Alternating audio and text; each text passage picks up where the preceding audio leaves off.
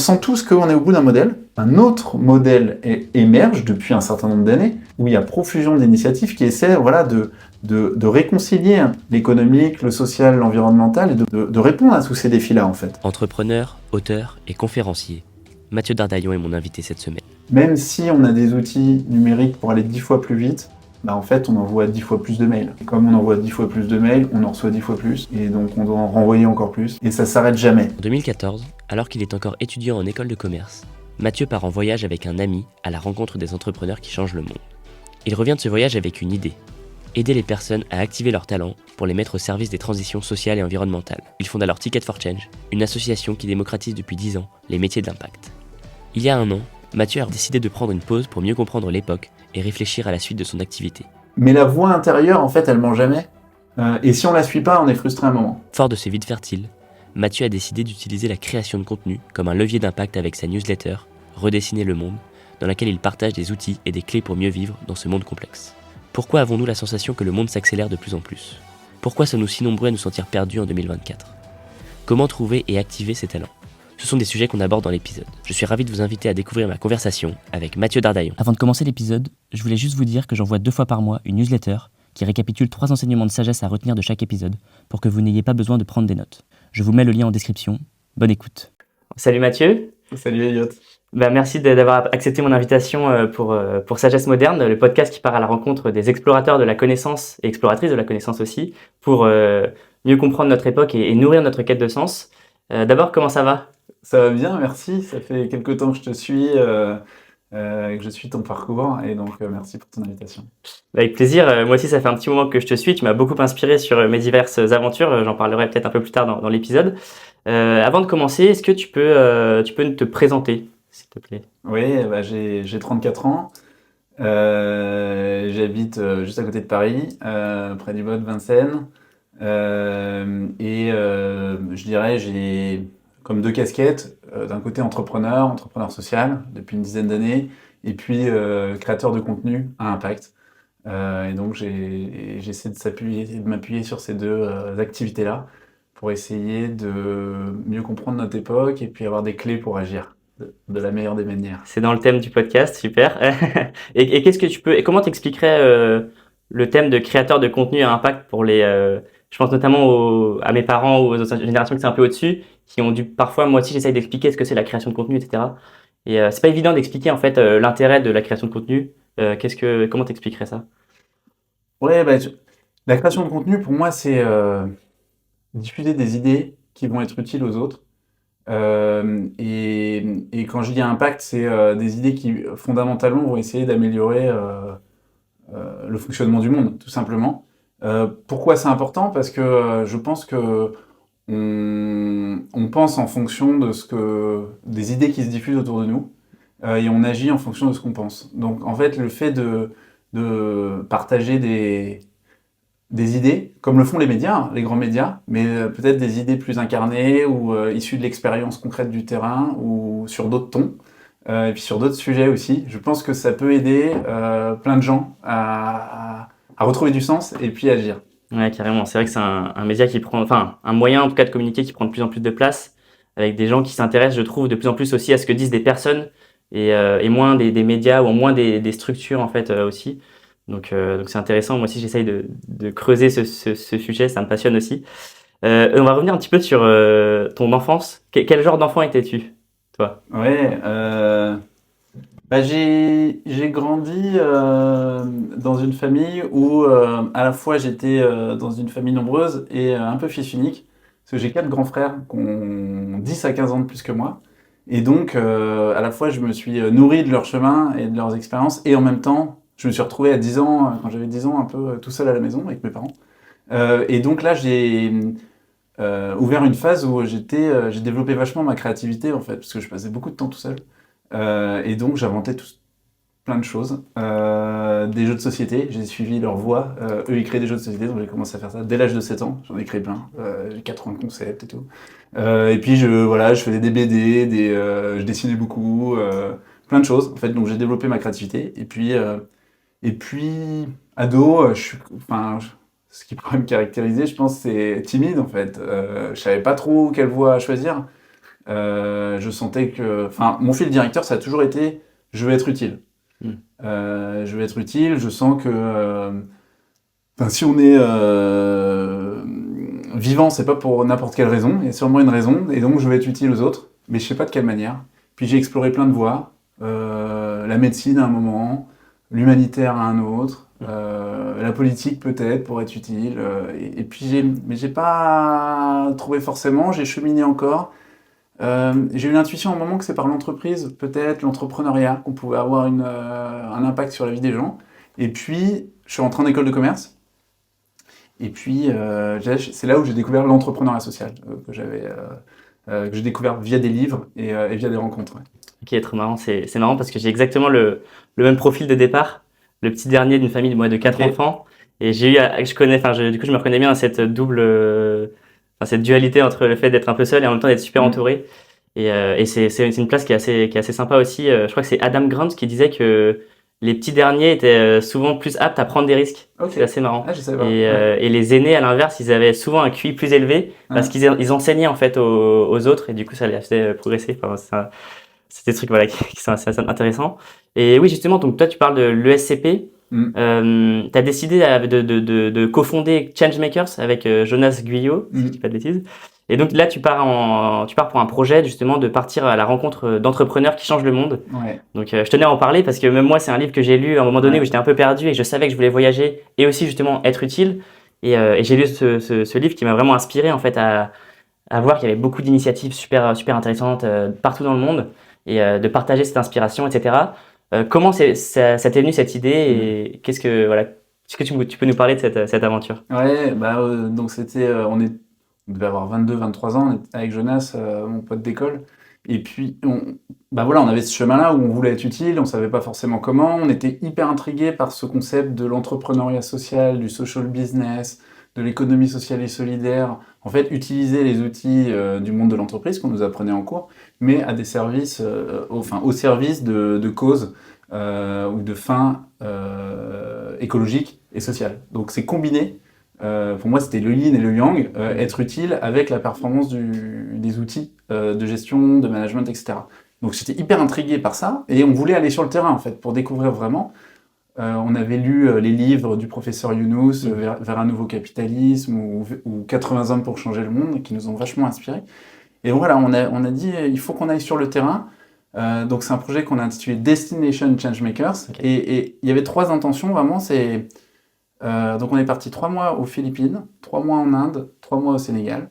Et on était un peu bras droit d'entrepreneurs sociaux sur le terrain. C'était un peu des stages pratiques où, on voulait contribuer comme on pouvait à des projets géniaux d'accès à l'énergie aux Philippines, d'agriculture biologique, circuit court en Inde et de lutte contre la malnutrition, lutte contre la pauvreté au Sénégal.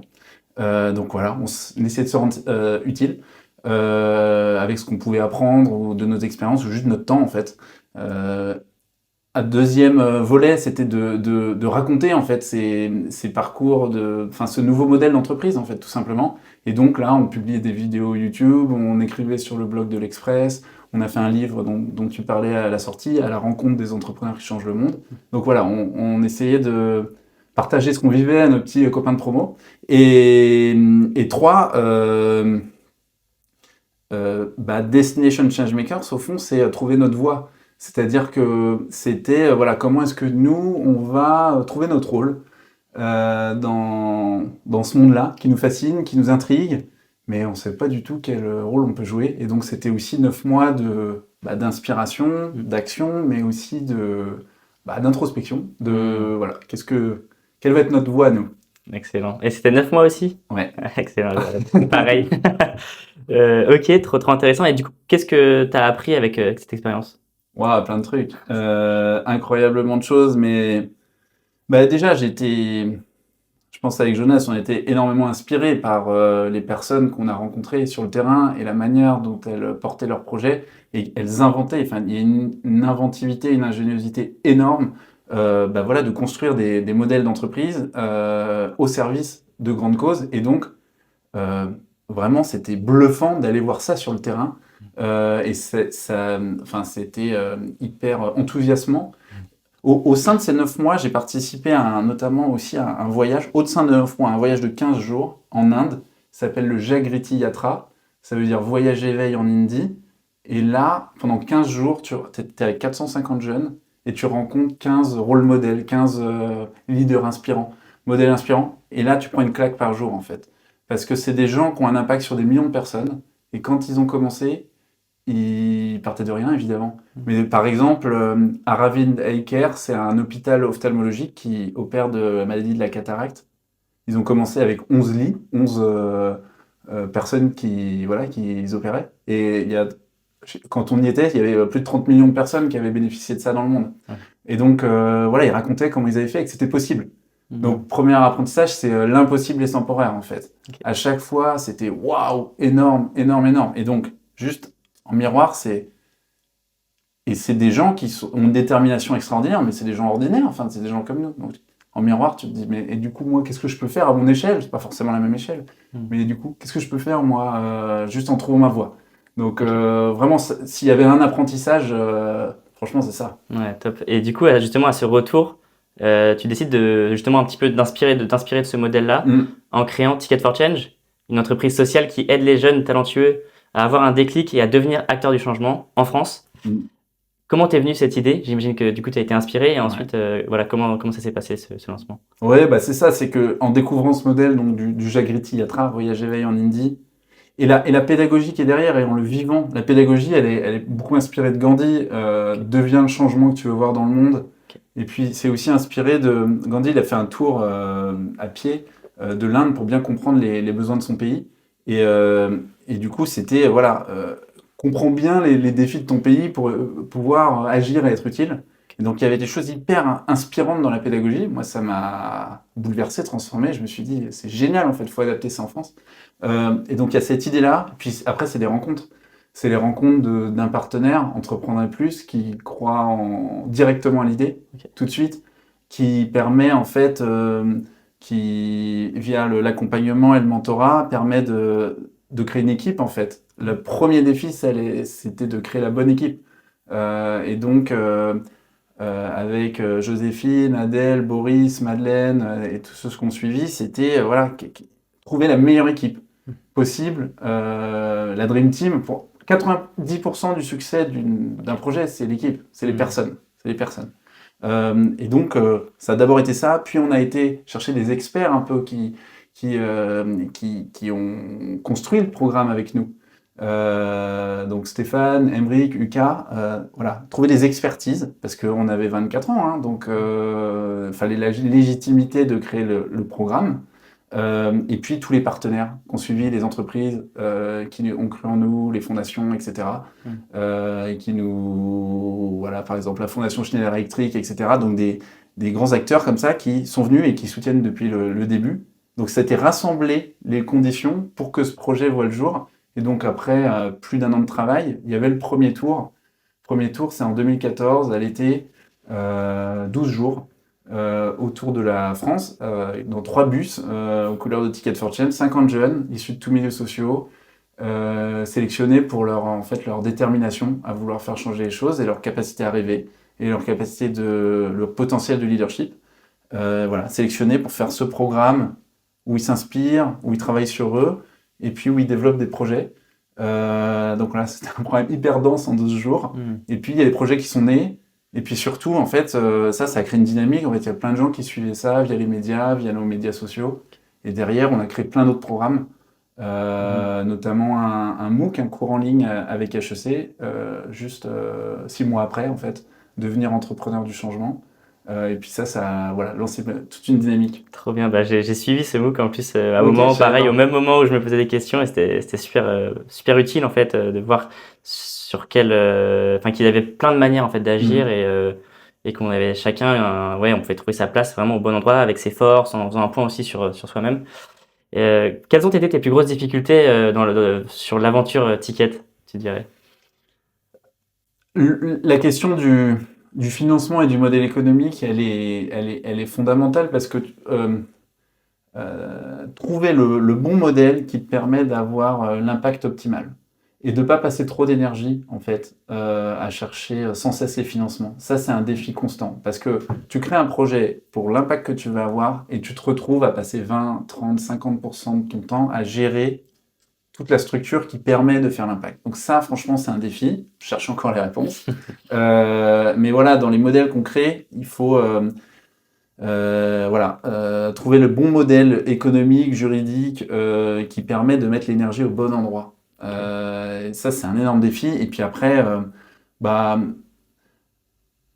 après les défis, je sais pas si c'est la plus grande difficulté, mais en tout cas, la clé, c'est l'humain. C'est-à-dire comment on réunit les bonnes personnes, que ce soit dans l'équipe, ou les bons mentors, ou les bons partenaires, qui vont faire que le projet va à la fois voir le jour, se développer, continuer en fait à grandir tout en gardant la même culture, la même ADN, la même qualité. Ça, c'est un défi aussi énorme. Et quel bilan tu tires du coup après 10 ans d'expérience et qu'est-ce qui a changé notamment par rapport au regard de l'entrepreneuriat social depuis 10 ans? Je dirais il y a 10 ans, j'ai toujours peut-être j'ai affiné mes convictions, c'est sûr, et mon regard. Ce que je crois fondamentalement et plus que jamais que chacun, on a à la fois le potentiel, la capacité, la responsabilité à être acteur de changement. Peut-être on développera après. Ouais.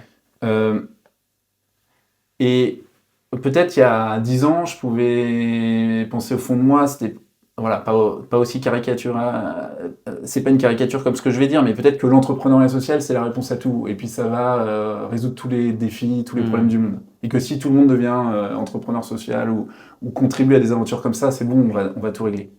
C'est pas aussi, je croyais pas de manière aussi caricaturale ça. Mais en fait, voilà, c'est de se rendre compte qu'à la fois ça apporte des solutions extraordinaires. On a accompagné les projets, enfin moi qui m'inspirent, qui sont extraordinaires, des Yuka, qui a 50 millions d'utilisateurs et influence en fait toute l'industrie agroalimentaire, l'industrie des cosmétiques à se transformer. C'est un impact systémique monstrueux. Ils sont une dizaine dans l'équipe. C'est incroyable. C'est ouf. Ça montre le pouvoir que tu as quand tu es entrepreneur social et que tu as trouvé un modèle incroyable. Okay. Ou des aventures comme Meet My Mama, We Dress Fair, La Vie est Belle, Vendredi, le Drive to Nu, voilà, il y en a plein. Et en même temps, bah voilà, est-ce que ça change en profondeur les règles du jeu? C'est là où il y a la question des paradigmes, des changements de paradigme, mais voilà, l'entrepreneuriat social, c'est un levier énorme. Et en même temps, il y a plein de difficultés pour transformer le modèle en profondeur.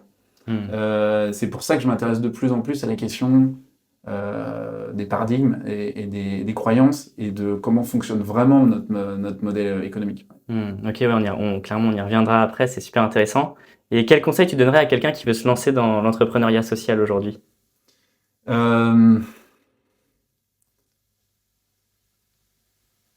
Évidemment, il y a la question de trouver la bonne idée, entre guillemets. Mais je pense que la bonne idée, elle se construit en faisant. Donc, je dirais, trouve les bonnes personnes et teste des choses. Trouve les bonnes personnes avec qui tu veux créer et teste des choses parce que c'est aussi chemin faisant que la bonne idée va se construire. La bonne idée, c'est aussi c'est en faisant qu'on découvre ce pourquoi on est doué et talentueux. C'est pas sur le papier avant de l'avoir fait. Il faut un mix de faire et prendre du recul. Voilà. S'observer en faisant pour dire ok, là, je pense que là, on a le plus de potentiel ensemble, c'est en faisant ça. Mais c'est un peu moins ça. Et puis il y a d'autres qui le font déjà, donc on va pas axer là-dessus. Donc voilà, je dirais vraiment ces deux piliers-là. Et puis aussi, je dirais essayer de se renseigner, voilà, de comprendre les grands défis du monde, mais pas se laisser accabler par tout ça. Donc c'est-à-dire, il faut quand même creuser en profondeur, mais je dirais avec du vécu, c'est-à-dire en interrogeant les organisations qui travaillent déjà sur ces sujets. Il y en a forcément, peut-être pas sur le même angle de vue que le début d'idée, et puis les gens qui vivent la problématique. Et pas trop se laisser accabler par trop d'infos, notamment anxiogènes, de tous les défis, parce que faire ça, on commence nulle part en fait. Faut commencer par un bout, le faire, tout en ayant conscience que voilà, on est une petite partie dans un grand tout, qu'il faut travailler avec les autres pour que voilà, collectivement on soit à l'échelle. C'est un vrai enjeu justement. comment faire pour justement ne pas se faire accabler ou paralyser par l'ampleur de la tâche et des news, etc. qu'on a en permanence.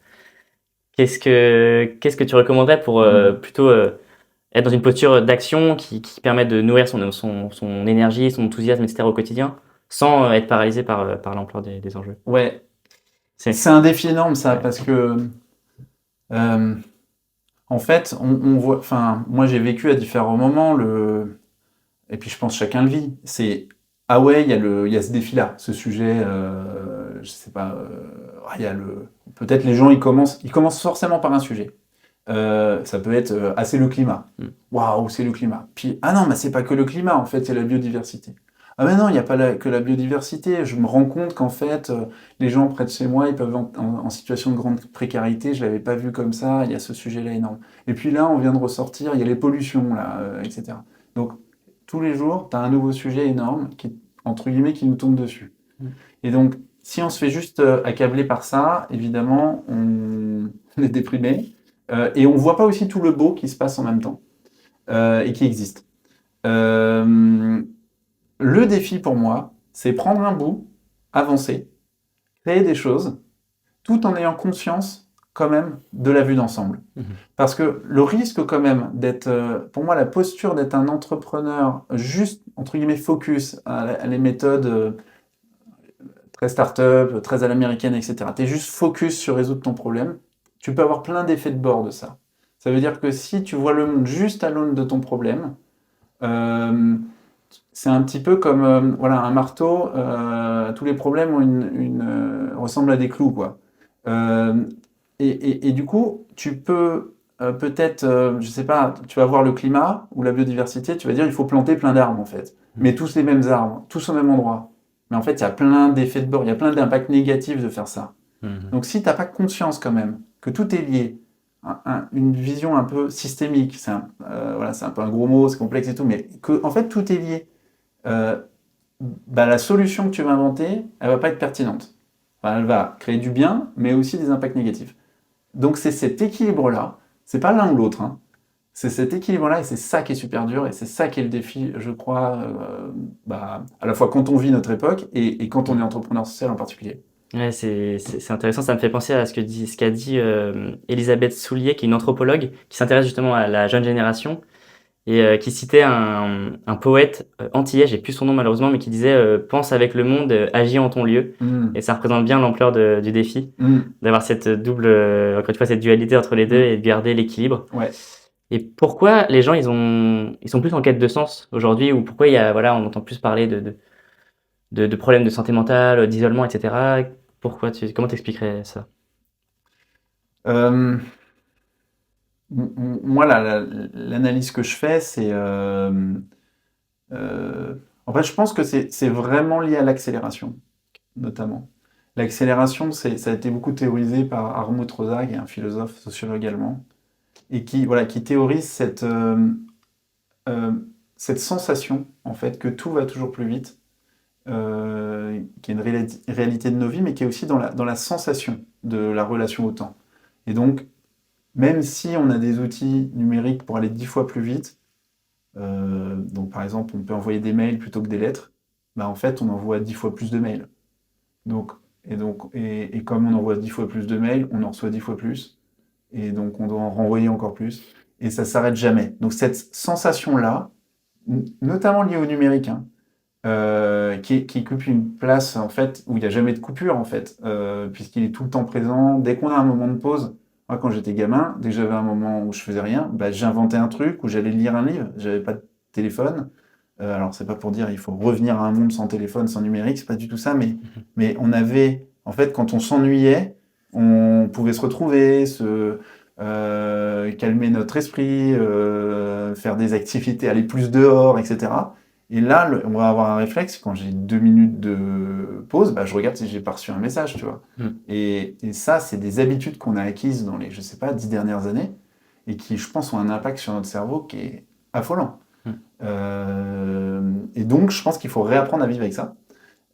Utiliser le numérique et les outils à bon escient, avec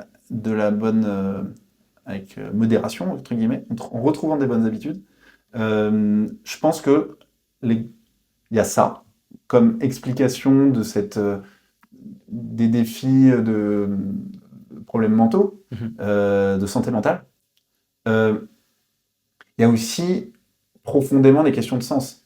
Ça veut dire quand en fait on se rend compte, maintenant on a conscience en fait qu'on dépasse les limites planétaires. Il y a 9 limites planétaires, 9 en fait limites qu'il ne faut pas dépasser si on veut que la vie sur Terre continue. Il y en a 6 qu'on dépasse. Donc ça crée une crise existentielle en fait. On se dit, waouh, mais c'est quoi le sens de tout ça en fait? On va toujours plus vite, mais pourquoi en fait? Pour détruire le vivant? Et donc là, ça crée une crise existentielle, je pense, en chacun de nous, qui... Et en fait, après, c'est conscient ou inconscient. Ça veut dire, on se pose pas ces questions-là, genre, enfin, voilà, on intellectualise pas, mais on se dit, mais pourquoi en fait, à quoi je participe, en fait? Et où est-ce qu'on va collectivement, en fait? On perd aussi au fond, vers où on va. Mhm. Euh, et ça, plus ça fait que je pense qu'il y a de plus en plus de questionnements. Voilà, pourquoi on est là, à quoi ça sert, à quoi j'ai envie de contribuer au fond. Donc je pense que c'est ça les questions de sens. Et c'est une époque particulière parce que c'est les 200 dernières années qui ont fait cette accélération-là et ce dépassement des limites planétaires. Après, qui a permis un développement aussi économique et de confort qui est incroyable et qu'il faut d'abord reconnaître. Mhm. Mais c'est juste comment est-ce que on retrouve du sens en fait de notre modèle en fait. Quel est le modèle qui nous permet voilà, un confort économique, social, mais dans le respect écologique de ce que la Terre peut nous permettre. J'ai l'impression qu'effectivement, on est de plus en plus à se poser des questions. Il y a des gens qui se sentent voilà, pas très bien dans leur travail aussi. Il y a vraiment un questionnement par rapport à ça. Et des gens qui se questionnent. Et justement, comment on fait quand on se questionne pour, euh, pour voilà, trouver sa voie et justement activer nos talents. Je sais que tu as sorti un livre qui s'appelle justement activer vos talents. Activez vos talents. Trop bien. Et du coup, voilà, comment on s'y prend pour activer nos talents? Parce qu'effectivement, pour la question du sens, c'est en fait quel rôle j'ai moi là-dedans, en fait. Quel rôle je joue, pourquoi je suis là, quel rôle je joue, quel rôle je veux jouer, quel rôle je peux jouer. Carrément. Je pense que c'est ça la question derrière. Effectivement,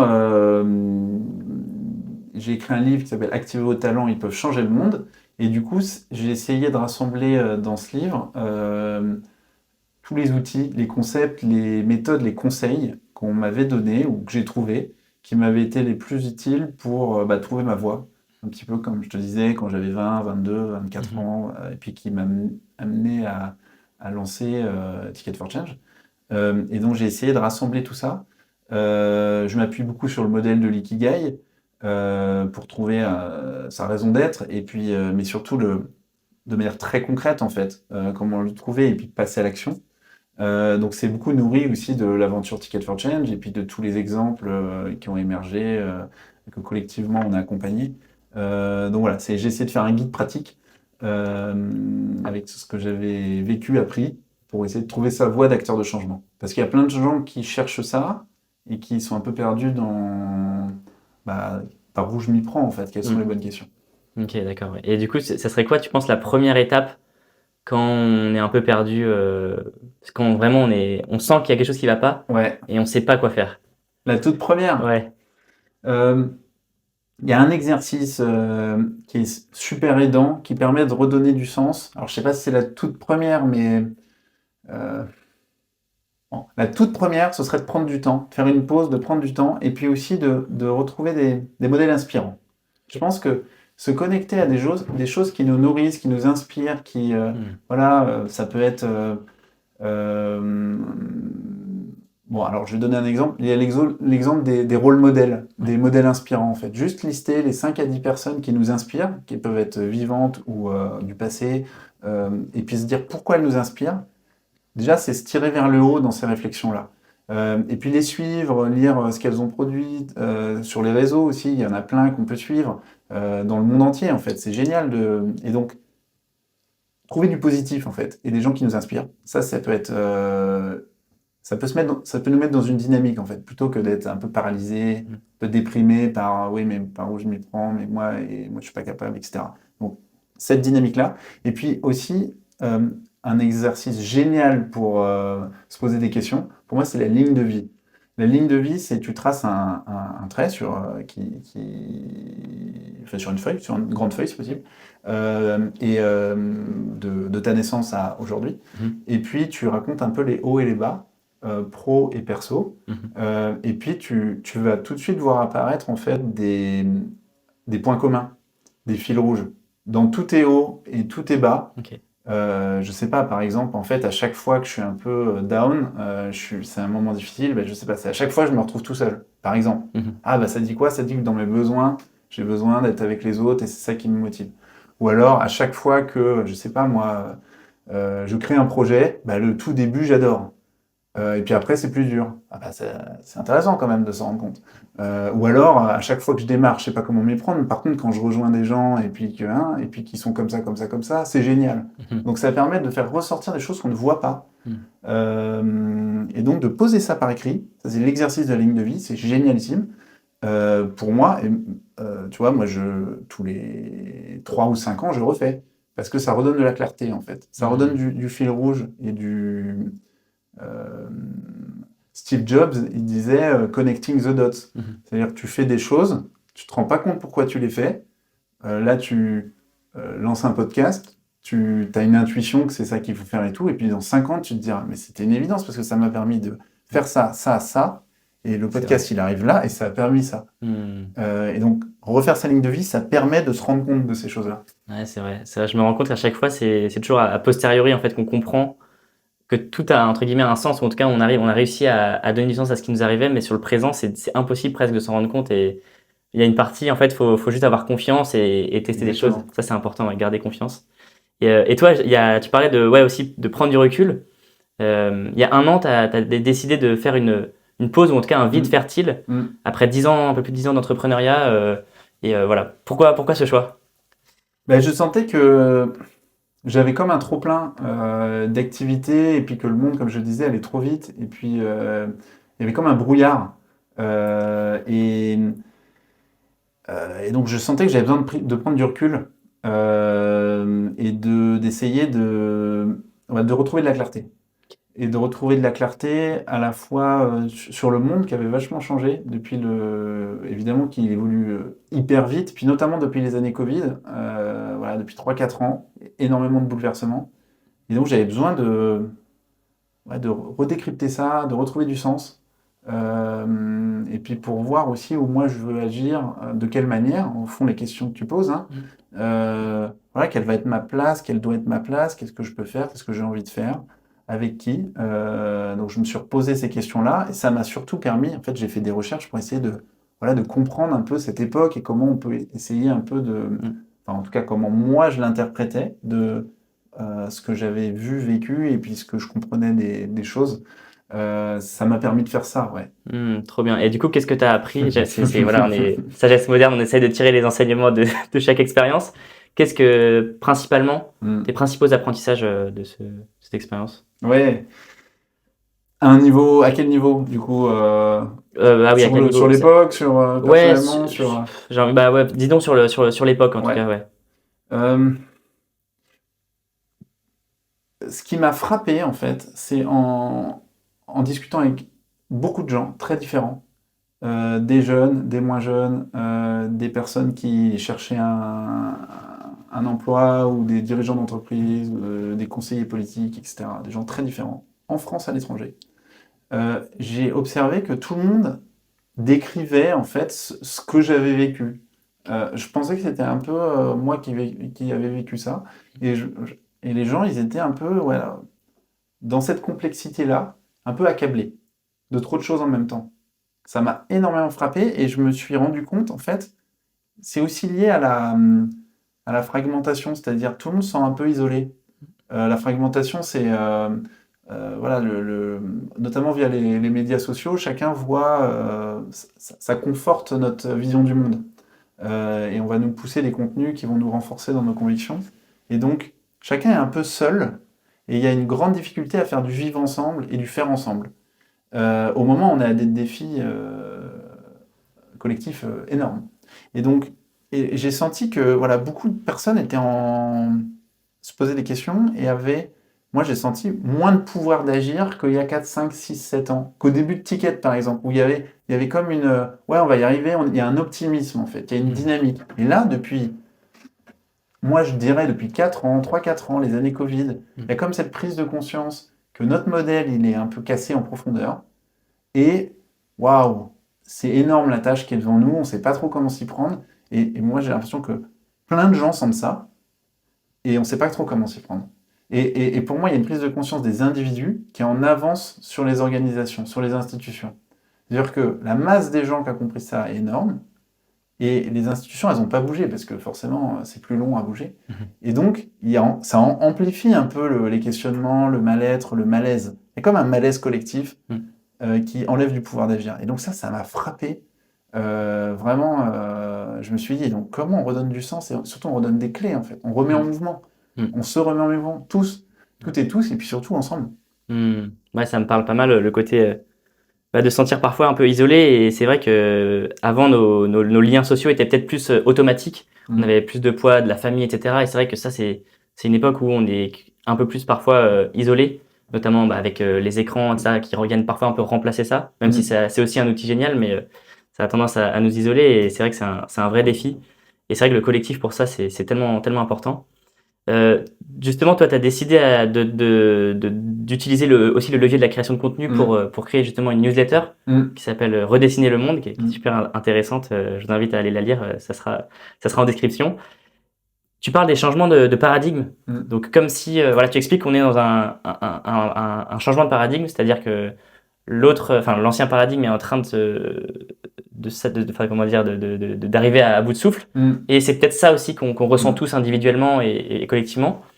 Et qu'on est entre les deux, en fait, où c'est peut-être le signe que quelque chose d'autre est en train d'émerger. Est-ce que tu peux nous expliquer ce phénomène? Oui, c'est une lecture complémentaire de ce que je disais. Moi, j'ai le sentiment, et puis c'est appuyé par plein d'études dans plein de domaines, mais que voilà, il y a donc notre modèle est à bout de souffle de ce point de vue qu'il permet un développement économique, matériel énorme, et en même temps, il crée des dérèglements écologiques, en fait, qui dépassent les limites planétaires, donc ce n'est pas soutenable. Il y a aussi des crises sociales, en fait, et puis il y a ce mal-être, avec des enjeux de santé mentale. Donc c'est pas soutenable. Donc on sent tous qu'on est au bout d'un modèle. Un autre modèle émerge depuis un certain nombre d'années, où il y a profusion d'initiatives qui essaient de réconcilier l'économique, le social, l'environnemental, et de répondre à tous ces défis-là, en fait. D'être plus équilibré, en fait. C'est pas l'économique, et puis ensuite on voit les conséquences, c'est l'économique au service d'eux. C'est plus équilibré dans la manière de concevoir les projets. Et donc ça, c'est un autre paradigme qui est pas basé sur parce que le paradigme actuel, il est basé sur une vision industrielle. Toujours plus vite que les voisins. Il faut diminuer les coûts, il faut s'en centraliser pour diminuer les coûts. C'est une vision du monde un peu en silo, il y a ce sujet-là, puis ce sujet-là, puis ce sujet-là. Alors que pour moi, le nouveau paradigme qui émerge, c'est une vision plus inspirée de la nature, où en fait, c'est la question c'est pas toujours plus, c'est parfois il y a plus, parfois il y a moins, c'est les cycles. Le rythme, en fait, parfois c'est plus vite, parfois c'est moins vite. Il y a plus de coopération avec les autres. On favorise la diversité des points de vue, des approches, parce qu'on a besoin de cette diversité. C'est pas mono-sujet, c'est pas en silo, c'est en tout un lien, donc c'est systémique. Voilà, je rentre pas dans tous les détails, mais c'est une autre manière de voir les choses, les projets, le monde, etc. Et pour moi, ça émerge. Mais donc, le vieux monde, entre guillemets, le vieux paradigme, tarde, en fait, à passer la main. Il résiste, en fait. Il y a un nouveau paradigme qui émerge. Et le défi, c'est qu'on est dans cet entre-deux-mondes. Et c'est pour ça aussi que je pense qu'on est un peu tous perdus, parce qu'on perd les repères. On a perdu les repères de comme on fait aujourd'hui. Enfin, on sent que c'est pas la bonne manière, mais on ne sait pas vers quoi aller. Enfin, on peut avoir des intuitions et tout, mais la route, elle n'est pas claire encore. Et donc, ça amplifie le flou, ça. Donc ça, c'est vraiment... en croisant plein de choses, ça m'a sauté aux yeux. Et donc, dans ce contexte-là, on doit apprendre, à naviguer dans cette incertitude, dans ce flou, Et 2, travailler à faire émerger le nouveau monde. Et comment on fait pour trouver des nouveaux repères, entre guillemets? T'as parlé peut-être des rôles modèles, mais Les nouveaux repères, il faut apprendre de pionniers qui tentent des choses depuis des années. Il faut apprendre de ce qui a marché, de ce qui a moins bien marché. Et 2, il faut chacun a un rôle à jouer, en fait, avec nos talents propres. Pour faire émerger ce nouveau monde, il y a besoin de tout le monde. Il va falloir des artistes, des stratèges, des gens qui manient les chiffres, des gens qui manient les mots. Il va falloir des manuels, il y a de tout. Il y en a besoin de tout, puisqu'il y a tous les métiers à réinventer et une autre manière de faire les choses. Donc, on a besoin de tous les talents. Et donc, chacun, à son échelle, avec son approche, son regard, avec les autres, on peut décider de contribuer à ces nouvelles manières de faire et d'essayer de les défricher, de les inventer. Ok. Et toi, pour ouvrir aussi, justement, pour changer de vision, changer de regard, tu vas voir aussi ce qui se passe un petit peu dans les autres traditions de sagesse ou autres façons de penser. Tu parles notamment de penser comme un stratège chinois. Qu'est-ce que ça veut dire? Ouais, j'ai découvert la philosophie chinoise via notamment un livre qui s'appelle Conférence sur l'efficacité, d'un philosophe français, François Julien, et qui compare en fait l'approche de la stratégie, de l'efficacité, l'approche occidentale, inspirée de la philosophie grecque, et puis l'approche chinoise, inspirée de la philosophie chinoise. Et c'est fascinant en fait, parce que j'ai découvert ce monde-là, mais en 2 mots en fait, les occidentaux, donc inspirés par les philosophes grecs, on pense l'efficacité ou la stratégie, c'est imaginer le but, l'objectif, et puis ensuite on va construire un plan, et puis ensuite on va mettre en place un plan. Et puis si c'est plus compliqué que prévu, on va redoubler d'efforts. Voilà. Ça, c'est comme ça qu'on construit nos projets. Et qu'on m'a appris à faire et que j'ai fait. Une méthode d'entrepreneuriat un peu comme ça. Et puis, en fait, il y a une autre approche qui est, donc inspirée de la philosophie chinoise, qui est, en fait, par rapport à une intention, où sont les facteurs porteurs? Où est-ce que les facteurs sont favorables? Où est-ce que ça va être possible? Et en fonction de ça, en fait, mon job, c'est juste de faire mûrir les facteurs porteurs pour qu'à la fin, j'ai réussi à remplir un objectif. C'est pas un objectif pareil, il n'est pas prépensé, mais voilà, j'arrive à un résultat avec le moins d'efforts possible. D'accord. Et le but ultime, c'est la philosophie du non-agir, c'est ne rien faire, mais que rien ne soit pas fait. Ça veut dire que les choses existent à la fin, que rien ne soit pas fait, tout existe, mais j'ai fait le moins possible. Donc c'est plus être un rôle de créer les conditions, être un tuteur, être un... voilà, c'est l'image d'une plante en fait. Ça sert à rien de tirer sur une plante, elle ne poussera pas plus vite. Il faut plus voilà, créer les conditions, est-ce qu'il y a un peu d'eau, le bon terreau, le tuteur, et puis voilà, avec ça, s'il y a les conditions, ça va émerger. C'est une philosophie plus de l'émergence aussi. Alors, c'est pas dire l'un est moins bien que l'autre, voilà. C'est comment on associe les 2 approches, parce que je pense que c'est ça qui est le fond de un peu mes travaux de recherche-action. C'est par exemple, concrètement, voilà, quand on entreprend un projet, comment on peut associer les 2 approches? Parce qu'il faut être volontariste par rapport aux enjeux du monde, un peu tradition occidentale de la manière d'efficacité, et puis en même temps, il faut faire avec l'émergence. On ne peut pas tout prévoir en fait, on est dans un monde d'incertitude. Donc ça sert à rien de faire les plans d'action, les plans sur la comète, parce qu'on va être frustré et on va mettre l'énergie pas au bon endroit. Donc comment est-ce que on fait ce qu'il faut faire avec plus d'efficience? Voilà, c'est ça qui me guide. Ok. Et du coup, ça veut dire concrètement d'être plus observateur des conditions en fait, voir là où l'effort va être le plus bénéfique et qui va avoir le plus de puissance, quoi, c'est ça? Exactement, notamment c'est ça. Et c'est, par exemple, très concrètement, c'est voilà, où sont les effets de levier que je peux trouver, les points de levier en fait, en faisant un peu de choses, où est-ce que ça peut avoir beaucoup de résultats, par exemple, tu vois. Et donc, de ce point de vue-là, si on fait un lien, la création de contenu, pour moi, ça peut rentrer dans cette manière de voir les choses. Pourquoi? Parce que avec un échange et puis un temps donné, quelques heures pour toi pour faire ce podcast, bah, potentiellement, il peut être écouté par 10, 100 ou 10 000 ou 100 000 personnes. J'espère. Voilà. Ouais. Ou 100 millions. Ouais. Et ce sera le même effort pour toi.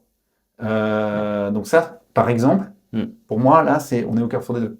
Ouais, c'est un effet de levier clair et très puissant, c'est sûr. Pour atteindre plein de monde avec un seul contenu, c'est un même effort en fait. Quelles sont toi les personnes qui t'inspirent le plus justement? Il y en a de différents types.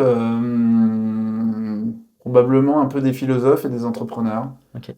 Si j'en cite, j'aurais envie de citer, je pense, Satish Kumar. Ouais. Satish Kumar, tu connais? Tu Ouais, vois carrément, ouais. Super passionnant. Donc, qui est je pense qu'on pourrait décrire comme un philosophe et un activiste Ouais. indien, mais qui vit en Angleterre, dans le sud de l'Angleterre, qui a fondé le Schumacher College, qui est une université de la transition écologique. J'ai eu la chance de passer une semaine en 2017. Ça a vraiment, waouh, c'était transformant pour moi. Et je le trouve génial parce qu'il a une sagesse en fait et un regard sur le monde qui est hyper inspirant. Et donc si vous connaissez pas, je vous invite à regarder des vidéos. Ouais. Ou Notamment des livres. le documentaire Enquête de sens de Marc de la Ménardière, Bien sûr. qui a été aussi un de mes gros déclics et dans lequel il apparaît pas mal et passionnant. Et il est passé aussi dans le podcast Nouvel Oeil. Ouais. Victoria Guillaumont aussi, l'échange est génial, donc ouais, pour le découvrir un peu plus, c'est des bonnes ressources. Ouais. Donc je salue Marc avec qui on chemine beaucoup. Et voilà, donc Satish Kumar, génial. Et puis j'ai cité les entrepreneurs qui portent Yuka. Ouais. Moi, je les trouve extraordinaires. Au-delà du projet, au-delà de ce qui, voilà, je sais pas, de l'appli, de la solution qu'ils apportent, la manière dont ils portent le projet, je trouve ça super inspirant parce qu'ils ont ils ont eu des tonnes d'opportunités dans tous les sens. Et ils ont toujours gardé leur cap. Voilà, comment on a le maximum d'impact, tout en restant audacieux. Là, ils sont partis aux États-Unis, en fait, sur un pari, comme ça, pour une année, ou peut-être plus, parce que c'est là qu'ils auront le plus d'impact s'ils y arrivent, en fait, à percer à diffuser ça au public américain. Ouais. Est-ce que tu as une ressource ou un livre qui t'a particulièrement marqué au cours de ta vie que tu pourrais nous recommander à des gens qui se posent des questions, qui savent pas trop voilà, par où commencer, ou en tout cas qui ont besoin un peu de s'ouvrir à d'autres choses? Est-ce que tu as une recommandation là-dessus? Ouais. Oui, forcément. Bon, il y a des ressources qu'on a déjà citées, vers un nouveau capitalisme, pour 80 ans pour changer le monde, etc., qui sont des ressources qui m'ont beaucoup inspiré au début. Un livre que j'ai lu l'année dernière et puis que de plus en plus de gens parlent, et puis je suis sûr que tu connais, c'est How to Live de Derek Sivers, qui est un tout petit livre qui, pour les questions de sens, en fait, de philosophie de vie, j'ai trouvé ça super inspirant. En fait, il raconte, en fait, 27 manières de voir la vie, 27 philosophies de vie qui sont très différentes les unes des autres.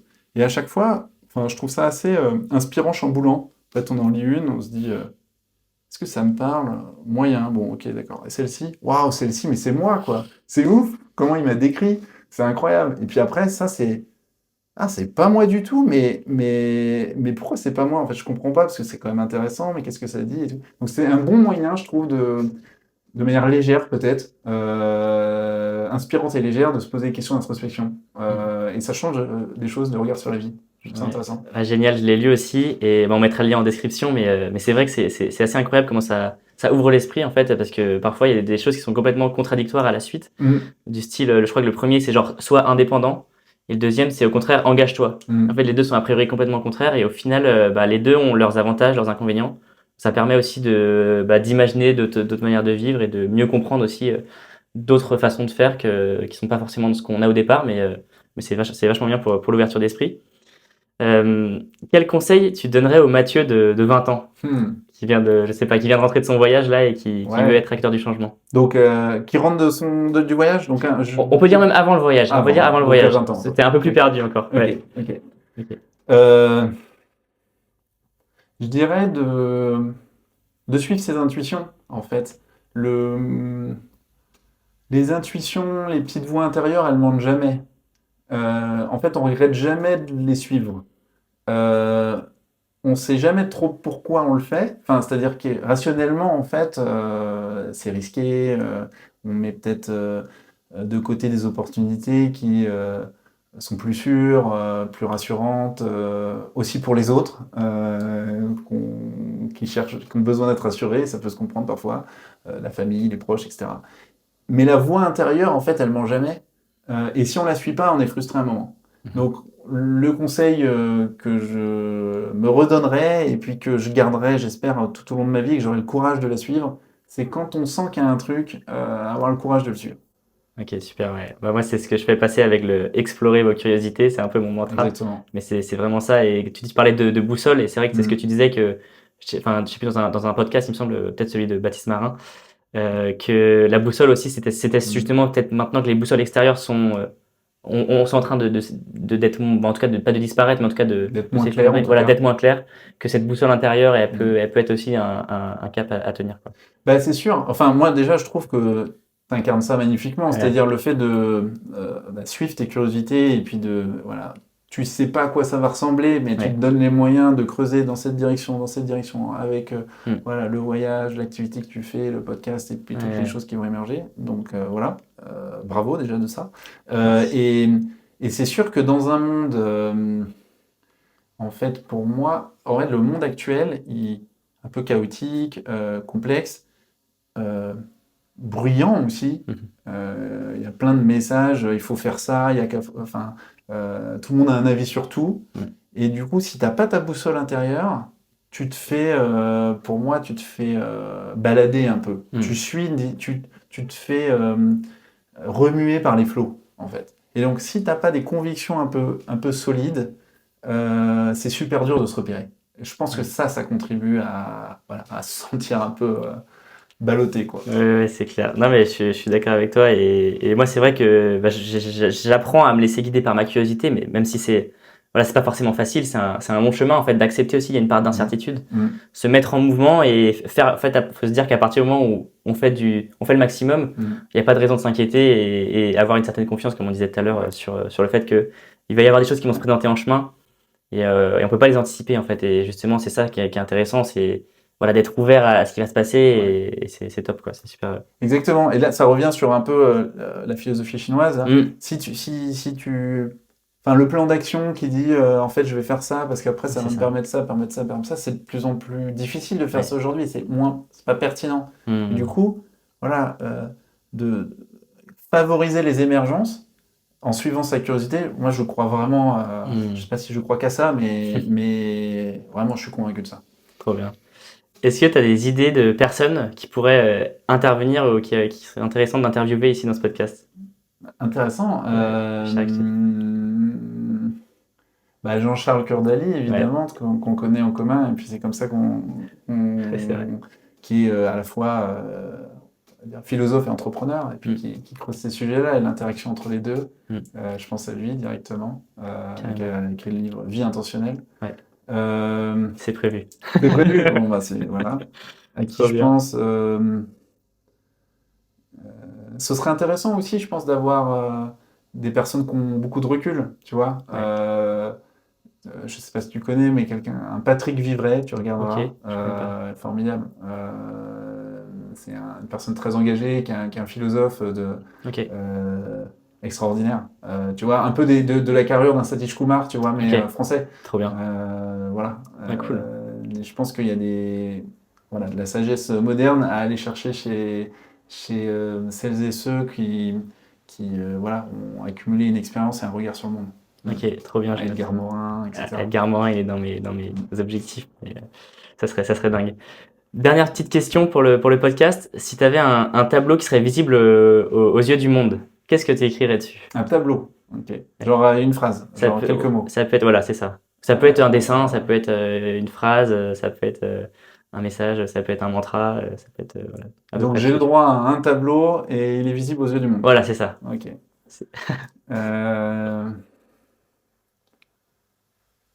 J'hésite entre... pour moi, le message que je porte depuis toujours, et puis que, voilà, c'est... Vos talents peuvent changer le monde. Pour moi, si on est au croisement si on arrive à trouver profondément qui on est, et ses talents propres, ce qu'on peut apporter de très singulier et ce qui nous apporte de l'énergie et ce en quoi on est super bon, on apporte de la valeur aux autres. Si ça, on le met au service de quelque chose d'utile aux autres par rapport aux enjeux de tout ce qui se passe dans le monde, mais si tu as le croisement des deux, mais pour moi, c'est un développement personnel, un sens que tu trouves qui est extraordinaire. Et puis en plus, tu as un impact autour de toi qui est formidable et qu'on te renvoie, en fait. Ça te recharge en énergie. Et de se dire que c'est possible, en fait. Faut trouver, chacun doit inventer sa manière de. Il n'y a pas qu'une manière de faire, surtout. Chacun a sa manière de trouver comment il peut déployer ses talents et être utile. Et puis vivre une vie heureuse. Voilà. Mais voilà, c'est dire que c'est possible, en fait. Trop bien. Bah, magnifique, le message est passé. Comment les gens peuvent te contacter s'ils veulent te contacter? S'ils veulent me contacter, déjà, j'arrive pas à répondre à tous les messages. Ok. Donc je m'excuse. Ouais. Je dirais par LinkedIn avant tout. Ouais, ouais. On peut me suivre sur LinkedIn et m'envoyer un message. Parce que, Ok. voilà. Et après, il y a la newsletter, Ouais. Redessiner le monde. Carrément. Voilà, principalement. Ok, ouais, la newsletter, ouais. On mettra le lien aussi en description. Je vous remercie. Merci Mathieu, à bientôt. Merci beaucoup, merci à toi. Merci d'avoir écouté Sagesse Moderne. Si vous avez écouté jusqu'ici, ça veut dire que l'épisode vous a plu. Alors je vous invite à liker et à mettre 5 étoiles sur Spotify et Apple Podcast et à me faire vos retours sur l'épisode. Ça m'aide beaucoup pour me faire connaître. Encore merci à vous et à très bientôt sur Sagesse Moderne.